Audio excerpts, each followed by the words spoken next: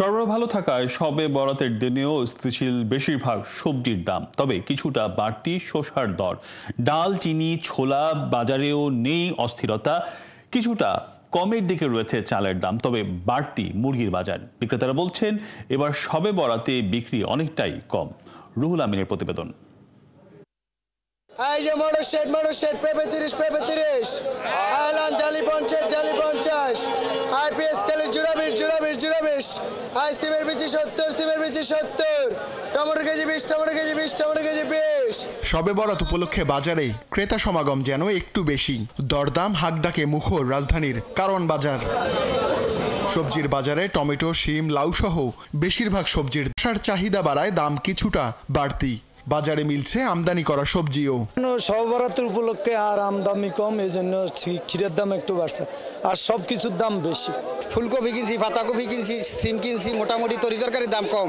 শীতকাল যাইতেছে, সবজি আস্তে আস্তে কমতেছে, আস্তে আস্তে দাম বাড়তেছে। সবজি এতদিন আমদানি ছিল, সবজি কেউ খায় নাই, অনেক আস্তে আস্তে সবজির দাম আস্তে আস্তে বাড়তেছে সামান্য। ঘরে ঘরে আজ তৈরি হবে সুজি, হালুয়া সহ নানা রকম খাবার।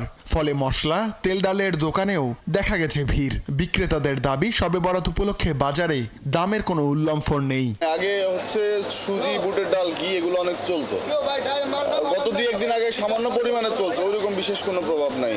সাধারণত কোনো জিনিসের দাম বাড়ে নেই, আগের তুলনায় আছে। যে আগে গত বছর থেকে এবারকে সব কিছুর দামে কমার রেট আছে। তবে চালের বাজারে এখনো স্বস্তি ফেরেনি। গত মাসে চালের দাম বেড়েছিল অস্বাভাবিকভাবে।